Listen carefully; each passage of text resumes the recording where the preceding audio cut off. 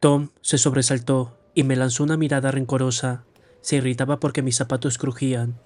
Me pregunté si tendría el rostro tan terroso como él, y vi que también sudaba. El cielo estaba soberbio. Ninguna luz se deslizaba en ese sombrío rincón y no tenía más que levantar la cabeza para ver la osa mayor. Pero ya no era como antes. La víspera, en mi calabozo del arzobispado, podía ver un gran pedazo de cielo, y cada hora del día me traía un recuerdo distinto. A la mañana, cuando el cielo era de un azul duro y ligero, pensaba en algunas playas del borde del Atlántico. A mediodía veía el sol y me acordaba en un bar de Sevilla, donde bebía manzanilla comiendo anchoas y aceitunas. A mediodía quedaba en la sombra y pensaba en la sombra profunda que se extiende en la mitad de las arenas, mientras la otra mitad centellea al sol. Era verdaderamente penoso ver reflejarse así toda la tierra en el cielo, pero al presente podía mirar para arriba tanto como quisiera. El cielo no me evocaba nada, preferí esto. Volví a sentarme cerca de Tom. Pasó largo rato. Tom se puso a hablar en voz baja. Necesitaba siempre hablar. Sin ello no reconocía sus pensamientos. Pienso que se dirigía a mí, pero no me miraba. Sin duda tenía miedo de verme como estaba, gris y sudoroso. Éramos semejantes y peores que espejos el uno para el otro. Miraba al belga, el viviente. ¿Comprendes tú?, decía. En cuanto a mí, no comprendo. Me puse también a hablar en voz baja. Miraba al belga. ¿Cómo? ¿Qué es lo que hay? Nos va a ocurrir algo que yo no puedo comprender. Había alrededor de Tom un olor terrible. Me pareció que era más sensible que antes a los olores. Dije irónicamente. Comprenderás dentro de un momento. Esto no está claro, dijo con aire obstinado. Quiero tener valor, pero es necesario al menos que sepa. Escucha, nos van a llevar al patio. Bueno, los tipos van a alinearse delante de nosotros. ¿Cuántos serán? No sé, 5 u 8, no más. Vamos, serán 8. Desgritarán. ¡Apunten! Y veré los 8 fusiles asestados contra mí. Pienso que querré meterme en el muro. Empujaré el muro con la espalda, con todas mis fuerzas, y el muro resistirá, como en las pesadillas. Todo esto puedo imaginármelo. Ah, si supieras cómo puedo imaginármelo. Vaya, le dije, yo también me lo imagino. Eso debe producir un dolor de perros. ¿Sabes que tiran a los ojos y a la boca para desfigurar?, agregó malignamente. Ya siento las heridas. Desde hace una hora siento dolores en la cabeza y en el cuello. No verdaderos dolores, es peor. Son dolores que sentiré mañana en la mañana. Pero, después, yo comprendía muy bien lo que quería decir, pero no quería demostrárselo. En cuanto a los dolores, yo también los llevaba en mi cuerpo, como una multitud de pequeñas cuchilladas. No podía hacer nada, pero estando como él, no le daba importancia. Después, dije rudamente, te tragarás la lengua. Se puso a hablar consigo mismo. No sacaba los ojos del belga. Este no parecía escuchar. Yo sabía lo que había venido a hacer. Lo que pensábamos no le interesaba. Había venido a mirar nuestros cuerpos, cuerpos que agonizaban en plena salud. Es como en las pesadillas, decía Tom.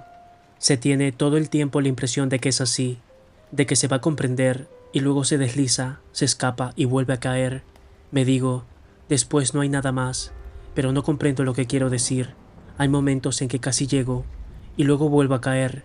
Recomienzo a pensar en los dolores, en las balas, en las detonaciones. Soy materialista, te lo juro. No estoy loco, pero hay algo que no marcha. Veo mi cadáver, eso no es difícil, pero no soy yo quien lo ve con mis ojos. Es necesario llegar a pensar que no veré nada más, que no escucharé nada más y que el mundo continuará para los otros. No estamos hechos para pensar en eso, Pablo. Puedes creerme. Me ha ocurrido ya velar toda una noche esperando algo, pero esto no se parece a nada. Esto nos cogerá por la espalda, Pablo, y no habremos podido prepararnos para ello. Valor, dije. ¿Quieres que llame un confesor? No, respondió. Yo había notado que tenía tendencia a ser el profeta y a llamarme Pablo hablando con una voz blanca. Eso no me gustaba mucho, pero parece que todos los irlandeses son así. Tuve la vaga impresión de que olía orina. En el fondo no tenía mucha simpatía por Tom, y no veía por qué. Por el hecho de que íbamos a morir juntos. Debía sentirla en adelante. Había algunos tipos con los que la cosa hubiera sido diferente, con Ramón Gris, por ejemplo, pero entre Tom y Juan me sentía solo. Por lo demás, prefería esto. Con Ramón tal vez me hubiera enternecido. pero me sentía terriblemente duro en ese momento y quería conservarme duro. Continuó masticando las palabras con una especie de distracción. Hablaba seguramente para impedirse pensar. Olía de lleno orina, como los viejos prostáticos. Naturalmente, era de parecer. Todo lo que decía, yo hubiera podido decirlo. No es natural morir. Y luego, desde que iba a morir, nada me parecía natural. Ni ese montón de carbón, ni el banco, ni la sucia boca de Pedro. Solo que me disgustaba pensar las mismas cosas que Tom. Y sabía bien que a lo largo de toda la noche, dentro de los 5 minutos, continuaríamos pensando en las mismas cosas al mismo tiempo, sudando y estremeciéndonos al mismo tiempo. Le miraba de reojo y por primera vez me pareció desconocido. Llevaba la muerte en el rostro. Estaba herido en mi orgullo. Durante 24 horas había vivido al lado de Tom, lo había escuchado, le había hablado y sabía que no teníamos nada en común. Y ahora nos parecíamos como 2 hermanos gemelos, simplemente porque íbamos a reventar juntos. Tom me tomó de la mano sin mirarme. Pablo, me preguntó. Me pregunto si es verdad que uno queda aniquilado. Desprendí mi mano y le dije, viene entre tus pies, cochino. Había un charco entre sus pies y algunas gotas caían de su pantalón. ¿Qué es eso?, dijo con turbación. Te orinas en los calzoncillos. No es verdad, dijo furioso. No me orino. No siento nada. El belga se aproximó y preguntó con falsa solicitud. ¿Se siente usted mal? Tom no respondió. El belga miró el charco sin decir nada. No sé qué será, dijo Tom con tono huraño, pero no tengo miedo. Les juro que no tengo miedo. El belga no contestó. Tom se levantó y fue a orinar en un rincón. Volvió abotonándose la bragueta y se sentó y no dijo una palabra. El belga tomaba algunas notas. Los 3 le miramos porque estaba vivo. Tenía los gestos de un vivo, las preocupaciones de un vivo. Tiritaba en ese sótano como debían tiritar los vivientes. Tenía un cuerpo bien nutrido que le obedecía. Nosotros casi no sentíamos nuestros cuerpos. En todo caso, no de la misma manera. Yo tenía ganas de tentear mi pantalón entre las piernas, pero no me atrevía.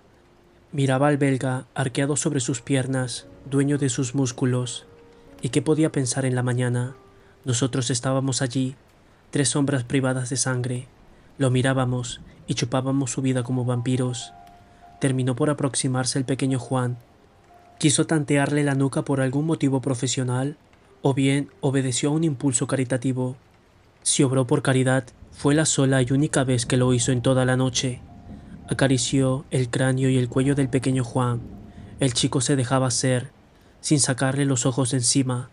Luego, de pronto, le tomó la mano y la miró de modo extraño.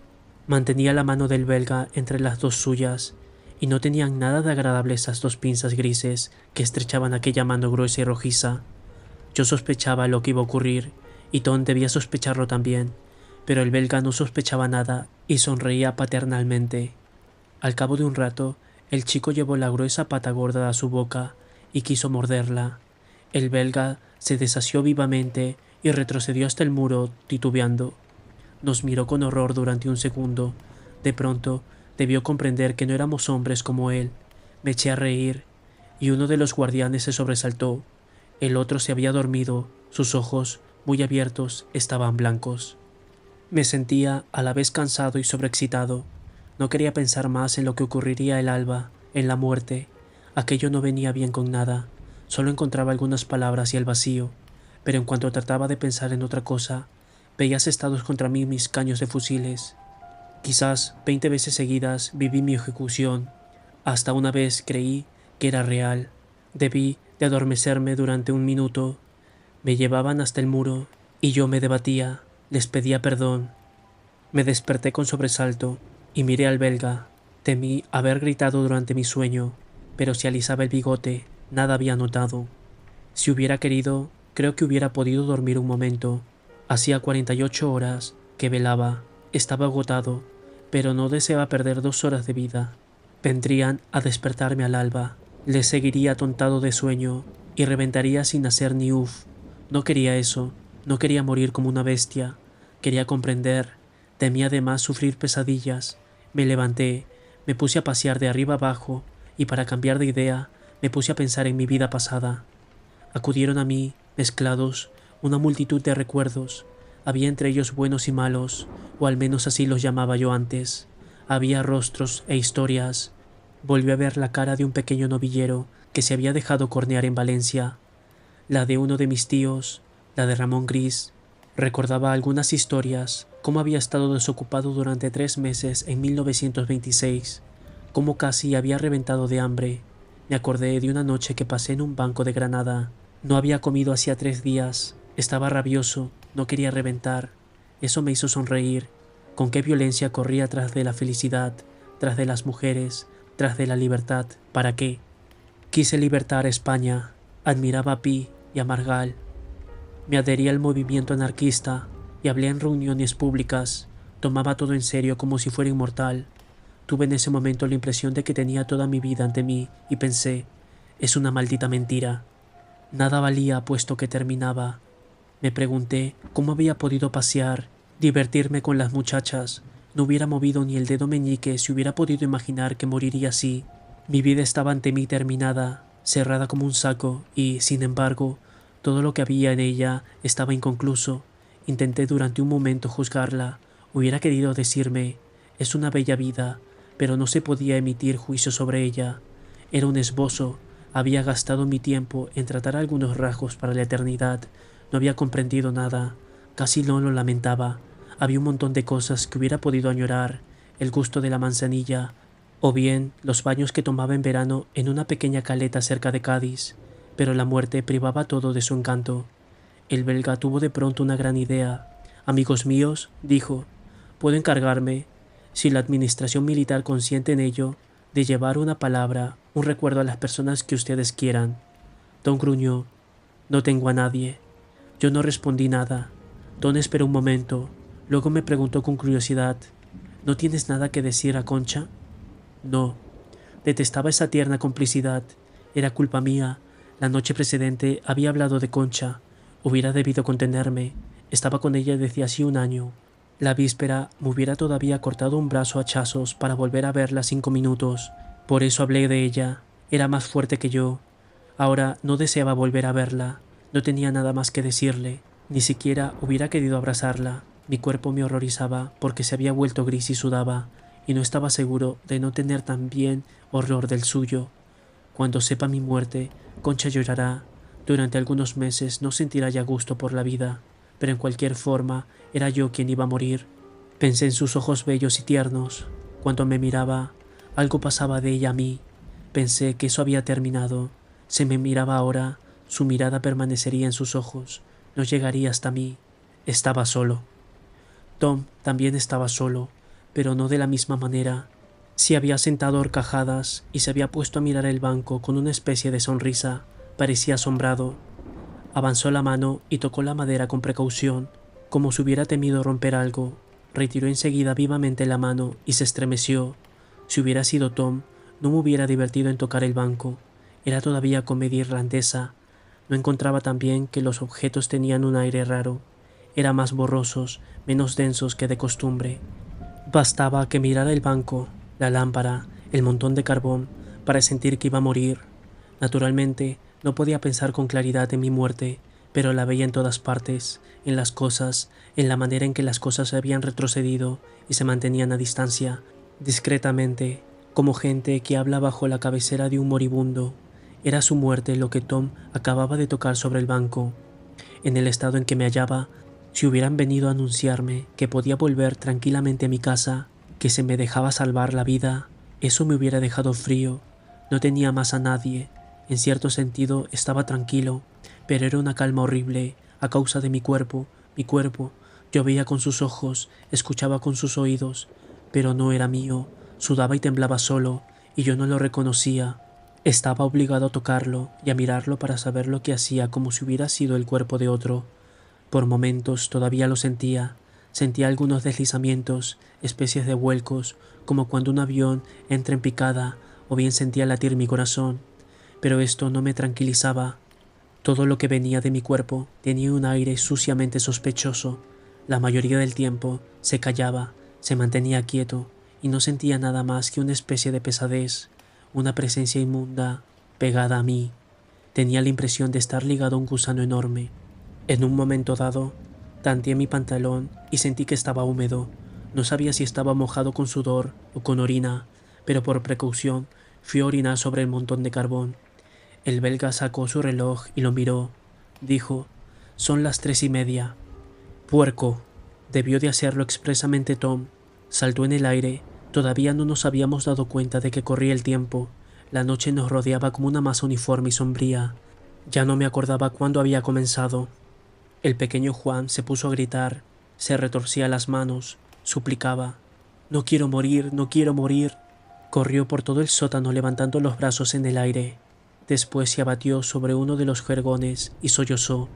Tom le miraba con ojos pesados y ni aún tenía deseos de consolarlo. En realidad no valía la pena. El chico hacía más ruido que nosotros, pero estaba menos grave. Era como un enfermo que se defiende de su mal por medio de la fiebre. Cuando ni siquiera hay fiebre, es más grave. Lloraba. Vi perfectamente que tenía lástima de sí mismo. No pensaba en la muerte. Un segundo, un solo segundo. Tuve también deseos de llorar de piedad sobre mí mismo. Pero lo que ocurrió fue lo contrario. Arrojé una mirada sobre el pequeño. Vi su delgada espalda sollozante y me sentí inhumano.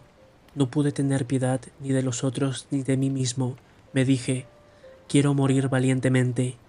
Tom se levantó, se puso justo debajo de la abertura redonda y se puso a esperar el día. Pero, por encima de todo, desde que el médico nos había dicho la hora, yo sentía el tiempo que huía, que corría gota a gota. Era todavía oscuro cuando escuché la voz de Tom. «¿Los oyes?» «Sí». Algunos tipos marchaban por el patio. «¿Qué vienen a jorobar?» «Sin embargo, no pueden tirar de noche». Al cabo de un momento, no escuchamos nada más. Dije a Tom: «Ahí está el día». Pedro se levantó bostezando y fue a apagar la lámpara. Dijo a su compañero: «Un frío de perros». El sótano estaba totalmente gris. Escuchábamos detonaciones lejanas. «Ya empiezan», dije a Tom. «Deben hacer eso en el patio de atrás». Tom pidió al médico que le diera un cigarrillo, pero yo no quise. No quería cigarrillo ni alcohol. A pesar de ese momento, no cesaron los disparos. «¿Te das cuenta?», dijo Tom. Quería agregar algo, pero se calló. Miraba la puerta. La puerta se abrió y entró un subteniente con 4 soldados. Tom dejó caer su cigarrillo. «¿Steenbuck?» Tom no respondió. Fue Pedro quien lo designó. «¿Juan Mirval?» «Es ese que está sobre el jergón». «Levántese», dijo el subteniente. Juan no se movió. 2 soldados lo tomaron por las axilas y lo pararon. Pero en cuanto lo dejaron volvió a caer. Los soldados dudaban. «No es el primero que se siente mal», dijo el subteniente. «No tienen más que llevarlo entre los dos. Ya se arreglarán allá». Se volvió hacia Tom. «Venga, vámonos». Tom salió entre 2 soldados. Otros 2 le seguían. Llevaban al chico por las axilas y por las corvas. Cuando quise salir, el subteniente me detuvo. «¿Usted es Ivieta?» «Sí, espera aquí. Vendrán a buscarlo enseguida». Salieron. El belga y los 2 carceleros salieron también. Quedé solo. No comprendía lo que ocurría, pero hubiera preferido que terminaran enseguida. Escuchaba las salvas a intervalos casi regulares. Me estremecía a cada una de ellas. Tenía ganas de aullar, de arrancarme los cabellos, pero apretaba los dientes y hundía las manos en los bolsillos porque quería permanecer tranquilo. Al cabo de 1 hora vinieron a buscarme y me condujeron al primer piso en una pequeña pieza que olía a cigarro y cuyo olor me pareció sofocante. Había allí 2 oficiales que fumaban sentados en unos sillones, con algunos papeles sobre las rodillas. «¿Te llamas Ivieta?» «Sí». «¿Dónde está Ramón Gris?» «No lo sé». El que me interrogaba era bajo y grueso. Tenía ojos duros detrás de los anteojos. Me dijo: «Aproxímate». Me aproximé. Se levantó y me tomó por los brazos mirándome con un aire como para hundirme bajo tierra. Al mismo tiempo me apretaba los bíceps con todas sus fuerzas. No lo hacía para hacerme mal. Era su gran recurso. Quería dominarme. Juzgaba necesario también enviarme su aliento podrido en plena cara. Quedamos un momento así. Me daban más bien deseos de reír. Era necesario mucho más para intimidar a un hombre que iba a morir. Eso no tenía importancia. Me rechazó violentamente y se sentó. Dijo: «Es tu vida contra la suya. Se te perdona la vida si nos dices dónde está». Estos 2 tipos, adornados con sus látigos y sus botas, eran también hombres que iban a morir, un poco más tarde que yo, pero no mucho más. Se ocupaban de buscar nombres en sus papeluchos. Corrían detrás de otros hombres para aprisionarlos o suprimirlos. Tenían opiniones sobre el porvenir de España y sobre otros temas. Sus pequeñas actividades me parecieron chocantes y burlescas. No conseguía ponerme en su lugar, me parecía que estaban locos. El gordo bajito me miraba siempre azotando sus botas con su látigo. Todos sus gestos estaban calculados para darle el aspecto de una bestia viva y feroz. Entonces, ¿comprendido? No sé dónde está Gris, contesté. Creía que estaba en Madrid. El otro oficial levantó con indolencia su mano pálida. Esta indolencia también era calculada. Veía todos sus pequeños manejos y estaba asombrado de que se encontraran hombres que se divirtieran con eso. «Tienes un cuarto de hora para reflexionar», dijo lentamente. «Llévenlo a la ropería. Lo traen dentro de un cuarto de hora. Si persiste en negar, se le ejecutará de inmediato». Sabían lo que hacían. Había pasado la noche esperando. Después me hicieron esperar todavía una hora más en el sótano, mientras fusilaban a Tony y a Juan, y ahora me encerraban en la ropería. Habían debido preparar el golpe desde la víspera. Se dirían que a la larga se gastan los nervios y esperaban llevarme a eso. Se engañaban. En la ropería me senté sobre un escabel porque me sentía muy débil y me puse a reflexionar, pero no en su proposición. Naturalmente, que sabía dónde estaba Gris, se ocultaba en casa de unos primos a 4 kilómetros de la ciudad. Sabía también que no revelaría su escondrijo, salvo si me torturaban, pero no parecían ni soñar en ello. Todo esto estaba perfectamente en regla, definitivo, y de ningún modo me interesaba. Solo hubiera querido comprender las razones de mi conducta. Prefería reventar antes que entregar a Gris. ¿Por qué? No quería ya a Ramón Gris. Mi amistad por él había muerto un poco antes del alba, al mismo tiempo que mi amor por Concha, al mismo tiempo que mi deseo de vivir. Sin duda le seguía estimando, era fuerte, pero esa no era una razón para que aceptara morir en su lugar. Su vida no tenía más valor que la mía. Ninguna vida tiene valor. Se iba a colocar a un hombre contra un muro y a tirar sobre él hasta que reventara. Que fuera yo, o Gris, u otro era igual. Sabía bien que era más útil que yo a la causa de España, pero yo me cagaba en España y en la anarquía. Nada tenía ya importancia, y sin embargo yo estaba allí. Podía salvar mi pellejo entregando a Gris, y me negaba a hacerlo. Encontraba esto bastante cómico. Era obstinación, pensaba. Hay que ser testarudo. Y una extraña alegría me invadía. Vinieron a buscarme y me llevaron ante 2 oficiales. Una rata huyó bajo nuestros pies, y eso me divirtió. Me volví hacia uno de los falangistas y le dije: «¿Vio la rata?». No me respondió. Estaba sombrío. Se tomaba en serio. Tenía ganas de reír, pero me contenía, temiendo no poder detenerme si comenzaba. El falangista llevaba bigote. Todavía le dije: «Tendrían que cortarte los bigotes, perro». Encontré extraño que dejara durante su vida que el pelo le invadiera la cara. Me dio un puntapié, sin gran convicción, y me callé. «Bueno», dijo el oficial gordo, «¿reflexionaste?». Los miraba con curiosidad, como insectos de una especie muy rara. Les dije: «Sé dónde está. Está escondido en el cementerio, en una cripta o en la cabaña del sepulturero». Era para hacerles una jugarreta. Quería verles levantarse, apretarse los cinturones y dar órdenes con aire agitado. Pegaron un salto. «Vamos allá, moles. Vaya a pedir 15 hombres al subteniente López. En cuanto a ti», me dijo el gordo bajito, «si has dicho la verdad, no tengo más que una palabra, pero lo pagarás muy caro si te has burlado de nosotros». Partieron con mucho ruido y esperé apaciblemente bajo la guardia de los falangistas. Sonreía de tiempo en tiempo, pensando en la cara que iban a poner. Me sentía embrutecido y malicioso. Los imaginaba levantando las piedras de las tumbas, abriendo una a una las puertas de las criptas. Me representaba la situación como si hubiera sido otro, ese prisionero obstinado en hacer el héroe.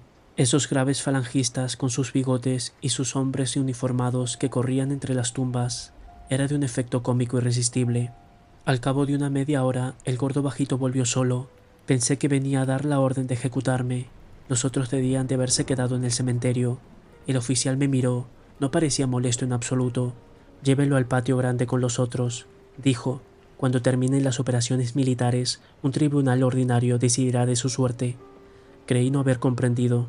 Le pregunté: «Entonces, ¿no me fusilarán?». «Por ahora no. Después, no me concierne». Yo seguía sin comprender. Le dije: «¿Pero por qué?». Se encogió de hombros sin contestar y los soldados me llevaron. En el patio grande había un centenar de prisioneros, mujeres, niños y algunos viejos. Me puse a dar vueltas alrededor del césped central. Estaba atontado. Al mediodía me dieron de comer en el refectorio. 2 o 3 tipos me interpelaron. Debía de conocerlos, pero no les contesté. No sabía ni dónde estaba. Al anochecer, echaron al patio una docena de nuevos prisioneros. Reconocí al panadero García. Me dijo: «Maldito suertudo, no creí volver a verte vivo». Me condenaron a muerte, dije, y luego cambiaron de idea, no sé por qué. «Me arrestaron hace 2 horas», dijo García. «¿Por qué?» García no se ocupaba de política. «No sé», dijo. «Arrestan a todos los que no piensan como ellos». Bajó la voz. Lo agarraron a Gris. Yo me eché a temblar. «¿Cuándo?» «Esta mañana. Había hecho una idiotez. Dejó a su primo el martes porque tuvieron algunas palabras. No faltaban tipos que lo querían ocultar, pero no quería deber nada a nadie», dijo. «Me hubiera escondido en casa de Ibieta, pero, puesto que lo han tomado, iré a esconderme en el cementerio». «¿En el cementerio?» «Sí, era idiota. Naturalmente, ellos pasaron por allí esta mañana. Tenía que suceder. Lo encontraron en la cabaña del sepulturero. Les tiró y le liquidaron». «¿En el cementerio?» Todo se puso a dar vueltas y me encontré sentado en el suelo. Me reía tan fuertemente que los ojos se me llenaban de lágrimas. Fin de El Muro.